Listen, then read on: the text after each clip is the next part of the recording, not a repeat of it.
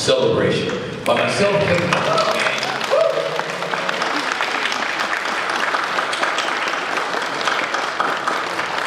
and this gentleman to my right is Bob Eggleton.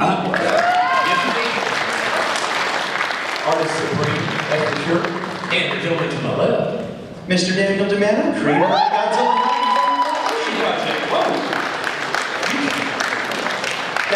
Y'all are too sweet, thank you. That is true. Let's see, I guess I can lead off a little bit. Basically, Kong he's really the guy that started all the giant monster stuff, because there really wasn't too much stuff like that before. His creators and everything, they weren't something that the world had ever seen before, and they achieved it with that. So it's basically, I look at that as the beginning of everything. In fact, when Kong was re-released in 1952 in Japan, that started giving Tanaka ideas about a giant monster film, and it cemented after he had seen also The Beast from 20,000 Fathoms playing there at that time too. And then it was, I believe it secured some financing for a film. It was taking out a film, I think in China or something like that, and flying back over. And he talked about this giant sea monster that come out and go into Tokyo and destroy stuff. And that's basically where the Godzilla thing came from, that's for sure. I'll go and turn it over when they say. And to be as we know, the Japanese name for Godzilla is a combination of Kujira and Gura, which is gorilla whale. And so they got that idea somewhere, and definitely Kong was the progenitor of the giant monster, the whole giant monster thing that we know and love today, because he, nothing had been done quite like it, and at the time, the studio making RKO was in very serious trouble, and they needed a sure bet on it.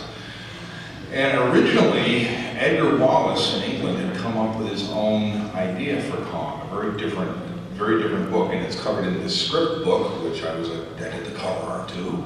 I had a few copies of this one, so we're sorry, but I'll give you information on where you can order one at the end of this. And so he got together essentially with Mary Z. Cooper, and Cooper gave it the much more adventurous kind of thing. This is much more of a children's story almost, but he gave it much more an adventurous thing. And they were really figuring, how we're going to do this, how we're going to pull this off. And the original idea for Kong was this half human kind of thing. So they're going to have a guy dressed up in a suit or an outfit. And that didn't quite work out. And then Willis O'Brien, they said, well, let's look at what we had done with The Lost World. And he said, I can do that. If I have some money, we can do it even better. And and that's what they hedged their bets on, and that's what we had. And the rest is history, as they say. This was a box office bonanza for the studio in the midst of the Great Depression too, which was really that's something no short of amazing. And Kong became sort of my feeling is I wrote an essay on it for something else I'll tell you about in a little bit, but he became the grandfather of all giant monsters. And of course, the reason Godzilla and the Beast from 20,000 Fathoms were kind of radioactively, radiation was involved with them is because of the fact it was the 1950s and with the atomic bomb and we had all this kind of stuff, the atomic age monsters. But definitely Tanaka had come up with this idea for coming up with this movie, this concept that we know and love and we're here today for, because of, in great part, because of King Kong.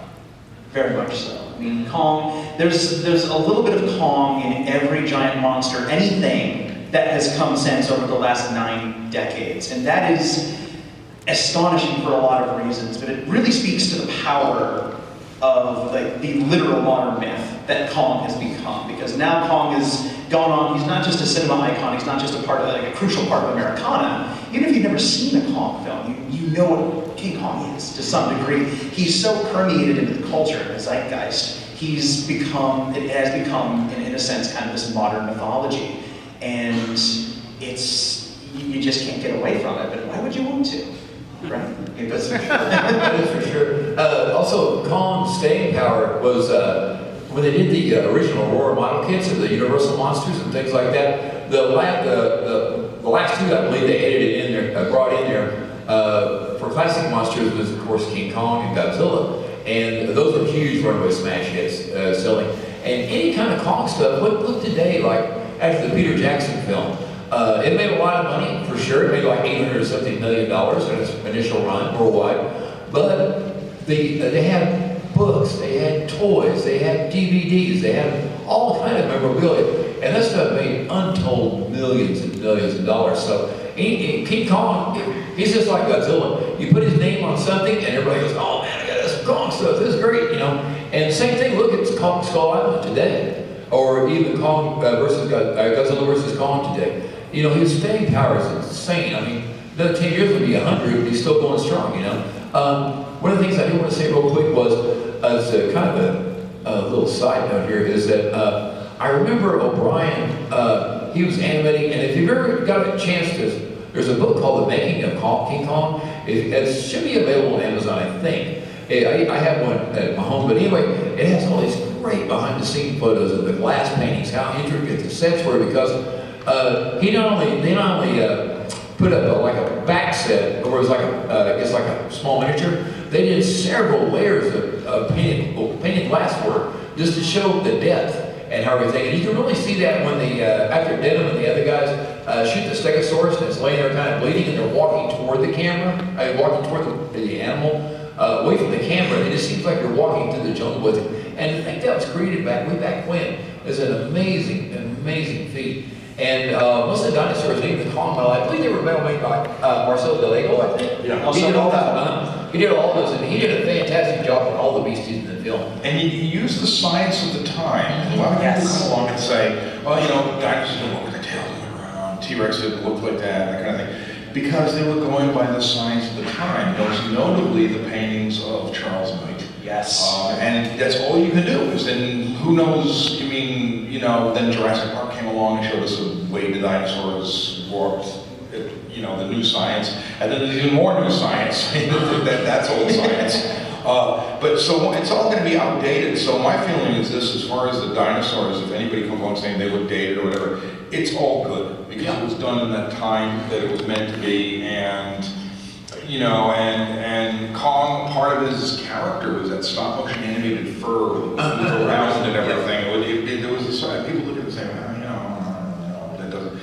And the nice part about it is that, again, he survives to this day with a great legacy and has been in an upcoming hit movie, and been in 2 past recent hit movies, being Kong Skull Island and Godzilla vs. Kong, and you know, and even Toho had their shake at doing Kong. In 1960, Willis O'Brien was kind of looking for money and a project to do, and he had come up with an idea called King Kong versus Prometheus. And you know where this is going. He took it to Universal Studios. Now O'Brien was aging, and his health wasn't that great, and he didn't really have a forceful. He was kind of a modest guy, as far as I know. Ray Harryhausen told me this one story. And what had happened was he went there, and his producer, John Beck, his name is John Beck, he took it and said, "Oh, this is a great idea. We'll think about it," blah, blah, blah, like that. Well, what he had done is he didn't know and be announced to O'Brien. Toho had already been in touch with Universal Pictures, saying, "We'd like to bring King Kong together with Godzilla. Like, we want to do this, you know."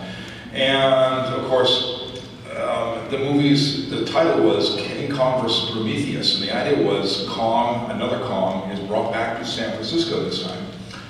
And he, at the same time, the great-grandson of Dr. Victor Frankenstein is creating new experiments with reanimating dead tissue. So he creates a golem giant, 25, 30 foot sized golem of rhinoceros and all kinds of tissues that they were sticking together. And he was going to reanimate it. Well, he does, and this thing gets loose, and of course Kong's in town, so he gets loose, so the two meet, and that was going to be the story. You can see conceptual art for that of the time it was done. Well, what had happened was, this producer was a little bit unscrupulous, and he just kind of took O'Brien's idea and ran with it, and kind of left O'Brien out in the cold. And it's a major sore spot. When I was bringing up the Ray Harryhausen at one time, he goes, like that, yeah. I'm talking about it. And so Toho ran with it, and they did their own King Kong versus Godzilla. And then, of course, in 1967, they followed this up with King Kong Escapes. And then, of course, they took the giant Frankenstein idea and did Frankenstein versus Baragon, Frankenstein conquers the world, and War of the Gargantuas. And so that was kind of, they didn't let that idea disappear either, you know. So there's a lot of a legacy started with that lost story treatment that Willis O'Brien had come up with. You know, it's really something to see. It's really something to see, and it just adds to the legacy of what he is. And it's interesting too, because both King Kong versus Godzilla and King Kong Escapes in the United States, the copies of them are wholly owned by Universal Pictures, which was a deal that Toho came to regret. They really wanted to get out of that deal, but it was a in perpetuity thing signed years ago, and so when you see it, that's why you see the DVDs. You don't see Toho's, like, you know, Godzilla's copyright. You don't see that at all on there, because it's Universal's movie. And but you know, here we go. There was going to be a Legend of King Kong in the 1970s with animation by Jim Danforth. And this never got off the ground. Hammer Pictures wanted to do a version of King Kong, and that never got off the ground. And then, of course, the one that did, the Legend of King Kong, was going to be done with Jim Danforth and a bunch of other people by a competing studio to Universal, in fact it was. And instead, Paramount Pictures did King Kong in 1976 with Dino De Laurentiis, and that made a lot of money. And then he followed that up 10 years later with King Kong Lives. And in the meantime, we had Goliathon, otherwise known as the Mighty Peking Man. Yes. King Kong. You know, you had a whole bunch of stuff that had all come in there inspired by. Yeah, there's an entire genre. Like, if you ever want to dive down a weird Kong rabbit hole, start watching King Kong rip-off movies from the 70s. Kongsploitation. You start watching stuff like Mighty Peking Man and Queen Kong. Maybe not him. Queen Kong is the Mighty Borga. The King of Kong Island. King of Kong Island. Movies that they're fun. Like, some of them are fun, some of them are just but they all bring the real Kong to mind. That's their greatest strength, is that they make you want to go watch a real Kong movie. They're all so great. And it's interesting that so much of the Toho aspect of Kong, and now all these years later, kind of the MonsterVerse version, you can really trace that snowball back to Willis O'Brien in a lot of ways. Because of that one concept. And you want to talk about a guy who does not get enough credit, just in general, is poor Willis O'Brien. Yeah. Willis O'Brien. The man was an absolute genius. He had patents in his name. The man was like an out of control crazy man in terms of his creativity, and nobody else could have done what he did in the 30s with his team. Like the visual effects of Kong are one of the things that just you can't tell. And the missing spider pit sequence, spiders, the armatures for those wound up in the Black Scorpion. Yes, they did. And one of them is actually in the Bela Lugosi movie. It's stuck on the wall in the background. Yep. And everybody spots it, going, wait a minute, that looks like a big spider. They go, well, they needed a prop. So there's some people that attest the sequence actually exists. It just was clipped out by Mary C. Cooper because he decided to just slow the whole film down. And speaking of Willis O'Brien, I was going to say the book, this Kong and Rose book, the artwork inside is by Brian Crabb, Mario Larinaga, Ernest Smythe, Willis O'Brien, and me, Bob Eggleton. Anybody has earned it, Bob. That was my little bit of hoo-ah. Like that when I opened it up, I got this, you know, so that was pretty cool. That's a cool moment. I got the limited edition version of that book as well, and it was cool to open it up and see that signature and then your signature right next to each other. And hope you're proud, man. Oh, well, it was Steve Jones, a good friend of mine, and he put together this whole project. He inherited a trunk case full of effects by a horror writer from England called Basil Copper. And he's a very old man, very, I mean, he died in the last 10 years, I believe, or 5-10 years. And he was very old, but he had a trunk full of stuff, and he really didn't have a family for it, so it just got kind of like acquired. Steve got a will to him, and they were digging through stuff, including he was looking at old stories and old things to keep Copper's legacy alive, and he pulls out this script, and it said, and it's signed Edgar Wallace, and it's King Kong, and it's like, there it is, and it's the real deal, and so Steve said, we're going to do something with this, we've got to do something with this, and that's where he got PS Publishing involved, and they're the ones who published it, and they're the ones you can get it from, and they're in England, and they have very good sending service to the US. But it's a whole other side. It's got the development of King Kong and some of the conceptual art, tons of the film posters. It's got all the beautiful film posters that were in the, all of them from all different countries. The end sheets are beautiful. They're really lovely. And following that up, I just would get in here. I am also doing another comic project, and it's my personal one. It's done. It's coming out probably toward the fall, and it is. I don't have a slide to show you on the thing there, but it is MBI Easton Press. It's Kong, the Illustrated Edition by me, King Kong. And it's going to be a gold gloss slipcase like that. It looks like that, and it's leather bound. It's going to have 10 pieces of artwork in it, 10 colored pieces, and it's MBI Easton Press. They're easy to find on the web. And the thing about it is when I got given the job of doing this, it was like they said, okay, here's the deal. You have to invent your own King Kong, and you have to invent your own sort of dinosaurs and that sort of thing, because we can't, it's, the copyrights are really strange with King Kong. It's like, yes. The novelization is in the public domain, but the film is not. And there's all kinds of weird, so whenever I did anything to do with the novelization, I had to do my own thing. I had to do my own Kong. I got a friend of mine to be Ann Darrow, and so on.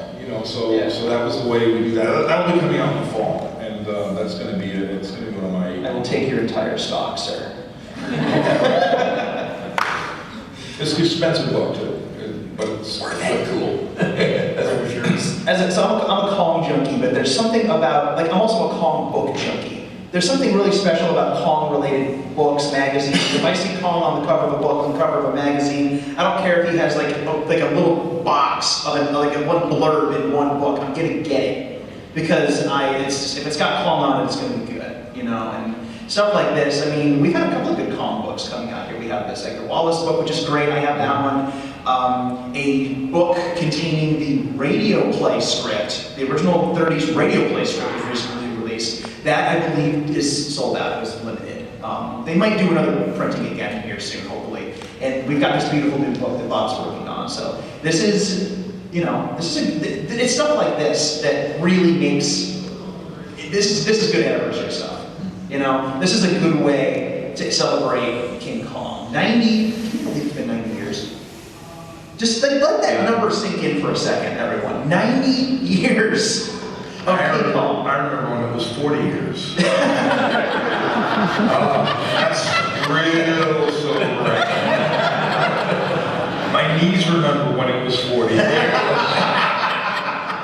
Well, and also one thing I wanted to throw into is O'Brien's work in the stop motion field is really game-changing, basically. One thing that I always remember that he really created, basically, in stop motion animation, among other things, that I always thought was really cool was the breathing unit with the air bladder, the dying animal or dinosaur or whatever. That had never been done before. And of course he did it in Lost World and brought it over to King Kong. And it's continued up through the 60s with, something pop up the top of my head would be 1 million years BC when the juvenile Allosaurus got impaled by a Tomahawk spear. breathing death. And same thing with the Ceratosaurus also. Amazing stuff, just amazing. One frame at a time, animating anything is hard, but imagine doing it with breathing. So you have your stop motion puppet, and you put a bladder in its midsection, and one frame at a time while you're moving it, you're also taking the bladder and you're pumping it just a little bit at a time, taking your frame, pumping it, taking your frame, letting air out. 24 frames a second. By the time you're done, it's inhaling and exhaling, and it's alive on screen. That is a magic trick. That's amazing. This is my favorite effect in King Kong. I could go on about the effects of King Kong forever, but there's a technique used in this film that every time I see it, I can't believe that this was thought of at the time it was thought of. So there are multiple scenes in the film. I'm trying to think of a good example of this. The lair sequence, where Fay Wray has been brought into the cave. And Bruce Cabot's climbing up after her, right? Driscoll's coming to get her, and the Kong fights the elasmosaur. That sequence, imagine that scene in your head. So in that sequence, there are miniature set components. There's back and front painting that's happening. These glass paintings. There's a matte painting in the background. There's real smoke and fog that's been added. There's liquid water that's been added, filmed separately. And then, in order to get Fay Wray and Bruce Cabot in the scene, there are they don't use miniatures for this. They use rear projected images of the actors doing their thing, right? They're reacting to something they can't see, but they're not projecting it in the front. They are projecting these images, and they're not matted in either. It's all done in camera. What they have done is they have built these tiny little vinyl screens into the set, and they have rear projected the images of the actors onto these little screens that are built into the set, and then they click the frame, one frame at a time, move the puppet, take the frame, and they're basically filming it like they're reacting. But that's not the cool part. That is a cool part, but the coolest part is that Kong walks behind Bruce Cabot during one of those sequences. Now, think about it. Behind all of that is a camera and a light that's shooting the projector. If you move your puppet between the screen and the projector, the shadow of the puppet shows up. So it ruins the effect. So what they did was they put the projector at an angle, shot it into a mirror. The mirror bounced off onto the screen at 90 degrees, and then they clicked it one frame at a time. Who thinks of that? That's amazing. That's just one of the amazing things they did in this film. Now imagine doing that, all that setup, bouncing it off the mirror, making sure that the lights don't change because you can see the lights in stop motion change, making sure that the film doesn't catch on fire because you're doing this for hours and hours and hours and hours. All of that for one click of the camera. And then you do it all again. And then you click the camera again. 24 frames for 1 second of film in stop motion. About 100 to 150 hours to capture one consecutive minute, 60 seconds of film. And they did a whole movie with those techniques. You want to talk about lessons in perspective? Imagine that was your job. That would be amazing, and it would probably terrify you in 1932, right? These people who worked on this movie, Melissa O'Brien, also have to shout out, as you mentioned before, Marcel Delgado, who built the puppets and the armatures, Mario Loranaga, who did a lot of the background matte paintings, and Byron Crabb, who did a lot of the conceptual artwork. These people are freaking heroes. Yeah, and also don't forget Pete Peterson. Can't forget Pete Peterson. He went on to be, he did a lot of great stop motion drawings. Black Scorpion. And Black Scorpion, even Behemoth, I think. Yeah, he worked on Behemoth as well. Yeah. And I like to tell people this, that you're not imagining things. Kong had two different faces Yes. in the movie. There were two different models. There was one called the long-faced one, and the other one's called the short-faced one. And they were just done differently, and because they had to keep reseating the fur back on the model correctly, there was all kinds of discrepancies and things would rip and everything. And the long-faced one can be seen prominently in the T-Rex battle, and it's used a lot in publicity shots. Whereas the short-faced one is the one we first see when he first appears, and So you're not losing it. Like, there are multiple Kongs. And also the fact that Kong was, like you mentioned before, he was built up constantly. Imagine all of these fingers on the face and on the hands and on the fur. Latex doesn't last. It breaks down, and it breaks down naturally when you contact it with like the natural, not to be gross, but like the grease and fingers. It breaks down. The hot light's cooking. So you have to build these things up. All these puppets were sculpted basically by hand resculpted every couple of days. They'd have to put new rabbit fur on Kong. That was rabbit fur. They would have to build up all of this stuff. So that's why Kong looks inconsistent in the film. And as you mentioned before, there is also the case of his hair moving so much, because those are the hands of Willis O'Brien and the animators grabbing him and moving his arm and moving his leg and moving his head. And it made the hair move. The completely accidental side effect of that is that it looks like the wind is rustling his hair. And they were worried about it, and then they screened it, and everyone was like, whoa, you can see the wind rustling his hair. And they were like, yeah, that was the plan. Nailed that. Did you ever see the old, this is really going back for a lot of us, going back to 1975 maybe, there was a Volkswagen ad. Yes. Oh yeah, I love it. Yeah, David Allen did the animation, and they recreated Kong to an absolute heartbeat. I mean, it was beautiful. It's like he's fighting the things up in the, and then except the difference in this one is he captures a plane, climbs down the thing, and there's an ad just sticking in the back of how big a Volkswagen. Yes. It's brilliant. It's brilliantly done, and it's in color as well. But it almost looks like colorized footage in a couple shots. Yeah. But it's just expertly done. It's on YouTube, go watch it. It is like what, 30 seconds. Yeah. It's a very well spent 30 seconds of your life. Go watch it. Oh man, what have we not talked about? Should we talk about the cast? We have to talk about some of the humans. We have to talk about some people. Okay. We need to talk about Fay Wray. We need to talk about Fay Wray. Yes.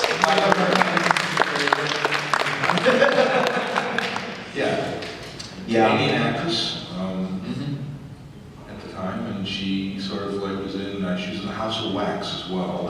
Oh man, she's great in that. In the original Mystery of the Wax Museum, that's a great film. And she's not a blonde, she's a brunette. She's brunette in real life, yeah. And that was her decision to go blonde. Yeah. Because she thought her brown hair wouldn't stick out well against the brown monkey, so make me blonde. It made her stick out. It was a genius idea. She bought the wig herself. And yeah, she was a class act, and she was just beautiful in the film, and she's a wonderful actor. She was also incredibly prolific. I don't remember how many movies she was in just in 1933 alone. 8. Thank you, there it is. 8 films, one of which was Wax Museum.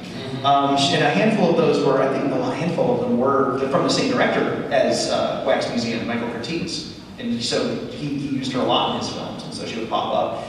And she's wonderful in the film. I mean, again, we could ramble on about how great she is, but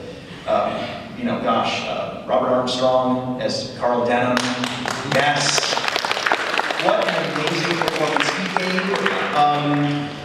He's got some scoundrelly aspects to him, but you can't help but love him to death. They did those great 30s, no funny business. Yeah, no funny business. Like that, and then you kind of sort of like when they redid Mighty Joe Young, which was sort of considered a remake of it a little tiny bit. He again showed up. He again showed up in that movie some years later, and you had Bruce Cabot, who, if you looked at him at the time in 1933, he was like a spitting image of Harrison Ford back in He did. Yeah. He had this kind of. The thing I love about Bruce Cabot's performance is that he's a big dude. He was tall. Yeah. He had this very kind of hunky kind of presence to him, but he also had this kind of all shucks thing going on with him. You could tell he had a heart of gold. He was a big softie. The last film he was in was the James Bond film Diamonds Are Forever. That's that guy. And that was where Jimmy D goes, Bert Shaxby, tell me he's fired. Yeah. Oh I don't even think Bob. Oh man, he's great. And of course, the one thing that a lot of Kong fans know about Bruce Cabot and Robert Armstrong is that they were essentially cast to play the producer and director of the film. Fictionalized, self-insert kind of versions. Robert Armstrong as Carl Denham is Marion Cooper, the guy who conceptualized Kong, came up with the idea. A man whose life was, that's a whole 2 other panels, just the life of Marion Cooper. Yeah. The man was shot down in active combat zones and lived twice. He escaped a concentration camp. The guy, it's ridiculous. The man was insane in the best way possible. He was incredibly creative. And then you have Ernest Schoedsack, who was the director, and he also had this incredible fearless streak to him. And he's very much he's very much the Bruce Cabot character. You know, he's got the Driscoll going on, and so very real people ended up in their movie, and they actually are in the movie. They play the airplane pilots that shoot at Kong. Yes, they're in there. They're not actually flying the plane, but they're in a plane. They are cameoing. You know, King Kong is a story of so many individual creative geniuses. It's one of those things where you could try to get that many geniuses together to make a movie again if you tried. You know, it only happens a few times in film history. You know, it happens with it's rare. So you have those guys, you have the special effects guys. We have to name drop Max Steiner, the composer, because the score for this movie. And the context that is worth understanding here is that this was 1933. This was just a few years after movies learned to talk. And this was around the same time as, because I'm a monster guy, my brain goes to the Universal films. Think about Dracula. If you've ever seen the 1931 Bela Lugosi Dracula, which is one of my favorite films ever, there's one piece of music in that film, the Swan Lake piece, and it opens the film, and then you don't hear music again. Frankenstein has an opening and a closing piece, and then the rest of the movie is quiet in the middle. A lot of these films were being shown in theaters that weren't equipped for sound, so they didn't record original soundtracks. 1933, the idea of a consistent, original, non-stock soundtrack was pretty amazing that they did this. And they didn't want to use stock music for Kong, because again, they were trying to cut corners. RKO was not in good shape. It's the bottom of the Depression. 32, 33 is the bottom of the Depression. And Max Steiner said, this film cannot be supported by stock music. It will not work. It will not work. So he set out to write this original score, and it's masterful. That score is so amazingly good. I wish it was available in its original recording. That's a crime that it's not. It's been reorchestrated many times, and they're all very good versions, but original recordings for the film in their entirety don't exist. At least they haven't been released, which is too bad. But he's another person, long list of people. Murray Spivak, who did the sound design, he's worth mentioning as well, because again, at the time, there was no built-up catalog of sound effects in Hollywood. They hadn't really gotten to that point yet. Again, sound in film was relatively new. This guy went to zoos and recorded animals and played some of the roars forwards and some backwards and combined them. Most famously, when Kong picks up Fay Ray and you hear the sound, that's Murray Spivak's voice. When you hear the thumping on the chest, that's Murray Spivak walking up to his sound assistant and tapping on his shoulder. And he just held the microphone up. These were the kind of things they had to do. It was incredibly innovative. They were creating an entire original soundscape from scratch. I don't think there are any stock sound effects in Kong at all. They recorded everything themselves. Yeah, even Fay Ray screams, which are very famous too, you know? Yeah, well, maybe we can't talk about Fay Ray without talking about the fact that she was the original scream. Indeed. Indeed. She created an entire genre and didn't even know it at the time. She didn't even know. Ruth Rose? Ruth Rose was great. We have to talk about Ruth Rose as well. We mentioned Edgar Wallace. We mentioned this film had an interesting writing journey to get to the screen. Where Wallace had died. Like he passed away, so he couldn't complete his work on the film, unfortunately. And they went through a handful of people, and then finally they got to Ruth Rose.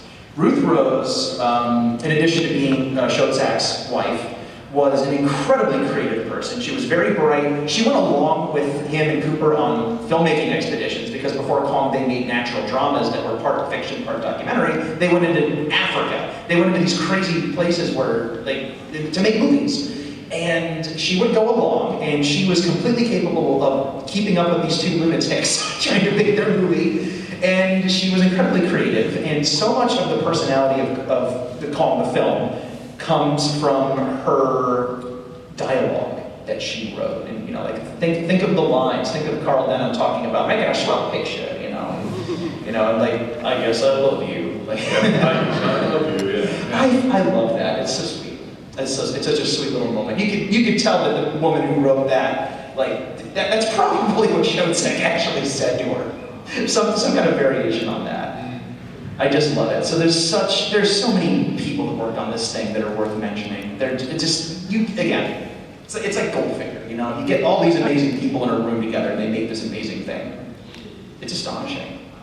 Yeah, they had to do a lot of people that the acting of the time was very much of this kind of over-exaggerated thing. And if you ever saw this thing, Peter Jackson recreated the spider pit sequence as an extra when the DVD came out, and he did it kind of at his own dime because he just wanted to do it. And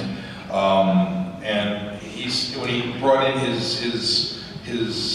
they were employees of Weta Workshops, and he kind of directed them, and they were like saying, okay, so you're going to do this 30s acting, which is totally like overly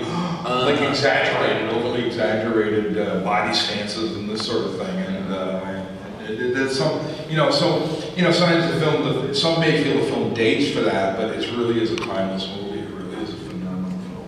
Indeed it is. Yeah, I guess a lot of that came also like when Lugosi revised his Broadway role and Dracula. Those were, in that time period, were all theatrical play people that, and of course, you know, they over-project in plays and stuff, and then some more than others, but anyway, that's kind of where that all came from. One antecedent I wanted to throw in here, old two little quickies, is when it came time for, they said that O'Brien, one of his favorite sequences in the entire film, he had two that he animated himself. One was the fight between Kong and the T-Rex, number one, because you notice he put up a lot of wrestling throws and moves and boxing and all kinds of stuff, because he was an amateur boxer and wrestler, and he loved that kind of entertainment, sports entertainment like that. It was one of his big things. The other thing he did was, it was cut from the film for a long time. There's really nothing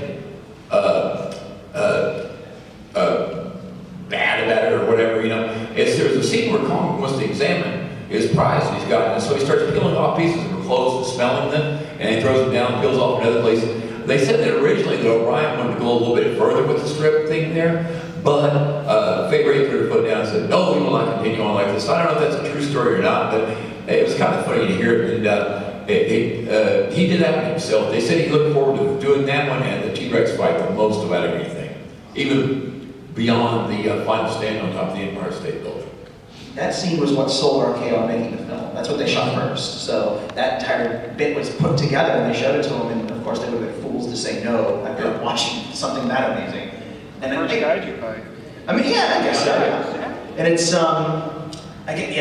you mentioned that scene, the clothing scene, that was one of several minutes worth of footage, several minutes worth of footage that was edited out of the film in 1930, oh gosh, was it 7 or 8? I think it was 38. I think it was 37. 37, thank you. 37, this was post-Hays Code at this point, and the censors went in and said, okay, well there's this scene where Kong picks the native up and chews on him like a dog toy, smushes him into the ground, picks the woman up out of the building, sees that it's not Faye Ray, and just kind of goes, yeah. Yeah, down she goes. And so those scenes of violence, the clothing removal sequence, those were all trimmed out and thought lost for years, because at the time the film preservation was basically non-existent, and a lot of times when you edited those things, they went in the trash can, or they was nitrate film that burned, so they would just throw a match on it and off it would go. Turns out that the guy who edited that footage brought it home with him and kept it in a box. So years, thank goodness. And so years later, they were able to find it and then edit it back in. And those are basically that's why the film is essentially intact today. And those are the versions that have been used to create all the beautiful restorations that we've gotten since. You want to talk about a movie that deserves the utmost in restoration. Give this thing the best 9-disc 4K release possible, you know? But yeah, for a while this film was incomplete, kind of like Frankenstein, because Frankenstein famously had the, now I know what it feels like to be God scene removed, for essentially the same reasons. And the little Maria they got thrown in. Yeah, they cut that out. Yeah, sorry. And they made it worse too, by removing that scene. But it was common at the time. But I say all that to say that having those scenes back in the film now is kind of a miracle. The fact that we have this masterpiece of a film as intact as it is, for sure. What have we not talked about? Most dangerous game. Most dangerous game. That's a good one. So Around this, right before this film was being shot, at the same time that the test footage was being shot, Marion Cooper and Ernest Schoedsack were working on an adaptation of The Most Dangerous Game. And they reused it, most famously, they reused the sets. A lot of the jungle scenes, the log, the iconic log that Kong topples, all of those elements are from the Most Dangerous Game set. And that's one of two famous reused things in the film. It is also worth mentioning that most of the dinosaur models were made for a Willis O'Brien movie that never got finished called Evolution. Yep. Yes, a dinosaur epic that would have been his grandiose follow-up to The Lost World. Because The Lost World was massive when it came out in 1925. Again, another film that was very up-to-date scientifically on what they thought at the time. Charles R. Knight dinosaurs. And he was like, okay, I'm gonna do this again. Let's do this again. But nobody really wanted to bankroll creation. It was an incredibly expensive production. A lot of people thought it had script problems. They didn't want to move forward on it. And a lot of the dinosaurs built for the film ended up in Kong. The Pteranodon, the Brontosaur, the Ceratosaur, which ended up not making it into Kong either. That poor Ceratosaur went on a journey because it was built for creation, didn't get in there. There are publicity images from Kong 33 where you can see it on the other end of the log, having chased them across. So apparently a sequence with him chasing them was supposed to have been shot. Never made it. It ended up in some Kong finally. And now it's sitting in Peter Jackson's garage, because of course it is. Gone with the Wind. Oh, this is sad. This is a sad thing. Gone with the Wind. So, Gone with the Wind famously has a sequence in it where Atlanta burns to the ground. RKO was the same studio behind that film, and I think a lot of you know where I'm going with this. But they burned down the King Kong Skull Island wall for this scene. Yeah. So it doesn't exist anymore. The lot that it existed on is still there. Another studio owns it now. That isn't RKO. Doesn't really exist, but yeah, they torched the Kong wall. Is there anything else we wanted to mention? Do we have time for questions? I think we do. Yeah, we got Let's go. like 14 minutes, I think. Yeah, I think we're good. I think we can do. Oh, it's okay. We got about 12. We got about 5 or 6 minutes for questions. Or if you have a Kong memory you'd like to share, a favorite part, something like that. Oh, I will say one thing. If you want to get this book, you can get it from. It's kind of the publisher in England is. Let's see. Yeah, they are. www.pspublishing.co.uk, and they have trade editions of the book, and you can get them there. It is an absolutely beautiful book. It is 100% worth owning. Shall we do some questions? Pick us a hand. Yes, I will go with the gentleman back there. His head is up, the glasses and the blue shirt there. Yes, you sir. Go ahead and let it rip. Do you know when those edited scenes were put back in? I remember when I grew up, one of the New York stations showed King Kong every year on Thanksgiving. Oh yeah. TBIS, yeah. And I saw the movie later when we bought the disc, and there were things in there I couldn't remember having watched. So I'm wondering if those were the edited scenes, the censored scenes that were put back in. When was it restored? Around 2006, or when the Jackson film came out. As I recall, the story goes that they had found an absolutely beautiful, pristine condition print of this in a British film collector's vault. Yeah, that's why when you put the thing on, it says the British certification thing comes on, not the U.S. thing. The British film certification thing comes on, and it was in a collector's vault, like in the dark, for years. So there was no fade on it. There was no, and they used apparently that. And the clips that they found, and they edited everything back in digitally, and were able to restore the film completely. And it was right around 2004, 2005, something like that, that a lot of work was done on it. And they restored it, and yeah, it's right, because I saw the same thing on old UHF channels, these grainy, A lot of burn spots in the reaction. Exactly. People put their cigarettes out. Yeah. And let's see, over here. Do you guys know anything about the two lost Japanese King Kong? we didn't mention right. Yes, good call. One's called Japanese King Kong, and the other one's called King Kong in Edo District. And one of them, they were apparently both. One of them is allegedly supposed to be a stage show, and the other one was the suit in it. If you look at some rare old pictures of it, the suit in it, some of the creators of it worked on Godzilla. year in the 50s. But the films and materials from it were destroyed in the war. They were destroyed in the war. That's only little clips of it, little like vague, blurry pictures of it exist. But there's one of it where he's sort of on top of what looks like a cardboard building or something. And it's very much like it really brings home not just the 33 Kong, but it also sort of a progenitor of the 60s Toho Kongs. Yeah, it's a fascinating story. Let's see. I'm going to go for Norman back there in the back.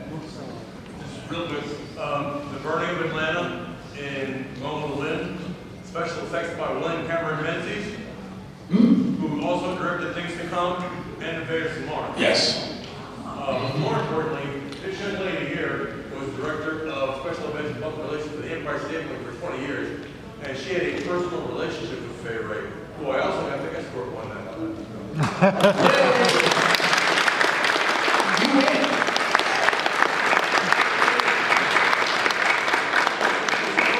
Totally old Hollywood. When she was told I was going to be her escort, she shrieked her hand and take her off the stage and took my arm right away. But Lydia had a picture of herself with Faye from 1991, I think. It should be noted that when Fay Ray came to the United States, because she's Canadian, she actually came to Hollywood on a stagecoach. Yeah. I didn't know that. Amazing. Wow. Thank you. That's great. Let's see. You guys want to pick somebody? You and that. I think it should be mentioned, interestingly, that the original Kong was ahead of its time, particularly, I can't remember his name now, unfortunately, but the actor who played the Island Chief. Noble Johnson. Noble Johnson, We need yeah. to call, okay, real quick. Noble Johnson, one of the first black men to ever be credited on screen in a film. I mean, he was also in The Mummy as the Karloff's Nubian servant, but in King Kong, he gets his name on the screen. He's a groundbreaking character actor for the time that nobody talks about anymore. And he's absolutely magnificent in the film. He looks amazing with the makeup and the headdress. He's got this amazing commanding performance that he gives. Yes, absolutely worth mentioning Noble Johnson. Charlie the Cook was omitted in 33, but he got credited in Son of Kong. Yes, they corrected that. Yeah.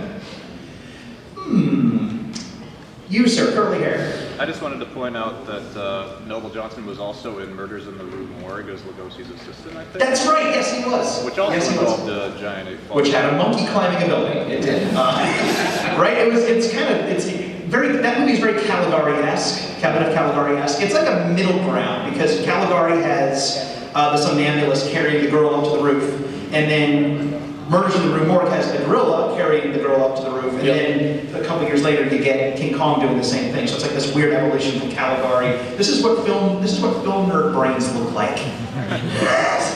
This is what my brain does.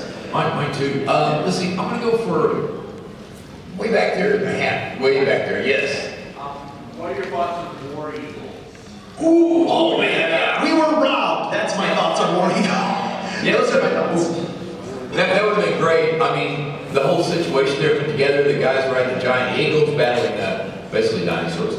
And man, that would have been so incredible. I think as far as it got, besides some pre-production sketches and stuff that Harry Hausen did, I can't remember. Let's see, Bob, help me out. Did he actually build the model for it? Yes. He built models. He also did Guanji. Willis O'Brien Yes. originally started a movie called Guanji. And of course, Willis O'Brien, great genius, as we said, he had happy things just didn't get made. And when Guanji was resurrected by Ray Harryhausen in the 60s, and he made it his commitment, because he considered Willis O'Brien to be his mentor, so he made it his commitment to get the movie made in one way or the other. But the War Eagles and the other ones, they got as far as some concept art, they got as far as some little miniature scenes and to show producers of what something would look like. And they got as far as that, but again, it was just like, well, I don't want to spend that money on it. Hey, Willis, we got this movie about a giant scorpion. Yeah. That's kind of what his thing, and he had to pay the bills, and that's what he did. Yeah. And I then that said, I still like the Black Scorpion. Black Scorpion's great. Yeah. If anybody out there hasn't watched the Black Scorpion, it's on Blu-ray in the dealer's room. I saw a couple copies. Go track it down. If you like good stop motion movies, giant monsters, giant bugs. Oh, yeah. It's a good flick. And let's see, I'm gonna go right here in the front. I can't watch Peter Jackson King Kong because it breaks my heart. Oh, yeah. Mine too. Yeah. Mine too. I feel it. But were they expecting back in the 30s to have that level of speed more? Because that would be Well, such a different concept. I think it was, wasn't it Cooper that said that, or maybe also Denham had he put it in there, I think Denham spoke the words of something, said, first they'll have people terrified of him, but the women will all be crying for him at the end when he dies. I'm pretty sure Cooper came up with that, and I think Denham did that one of his lines of dialogue in the film. It's been a little while since I've seen it. Stephen De Laurentiis also said that too. He said, when the monkey dies, people will cry. Everybody cry. And that was another, we just will talk on that one. They had touted the De Laurentiis version is going to be this giant-sized robotic Kong that they knew from the start was never going to work, and it was just built for publicity. And Rick Baker originally had talked to somebody else entirely was going to play King Kong. And Carlo Rimbali had built a suit, he built all the things, and literally he and Rick Baker worked out on Rick Baker's kitchen table. That's how the kind of space they had to work with. And they were able, he was going to have this originally very long furry, and it just didn't translate well on film, so his wife, Rick Baker's wife, gave it a real haircut. And it was always going to be Rick, because they knew he'd done so well in The Thing with Two Heads, and he played an ape so well. And he didn't want, he was directed by John Guillermin, and he was told, don't walk like an ape, walk like a guy, when he comes up to getting, he gets up to get Dwan at the thing, he just kind of walks off like he's holding a beer. You know what I mean? And that's what they wanted, that's exactly what they wanted. And the Jackson Kong, to me, the problem the only thing I have with it is it's the pace of it a little bit, and we go in and we know why the spider pit was dropped, maybe from the original movie. It just, to me, yeah, it was interesting, it was weird looking, it was monstrous, but it stops the movie. It just, all of a sudden, it just goes boom, and we forgot where we are right now in a pit with these giant ugly spider monster creatures. And where's Kong? And I can see, that having been said, I can see why Cooper snipped it out. We're buttoned up against the end of our time, so Okay. I think we're pretty much there. Thanks, guys. Yes.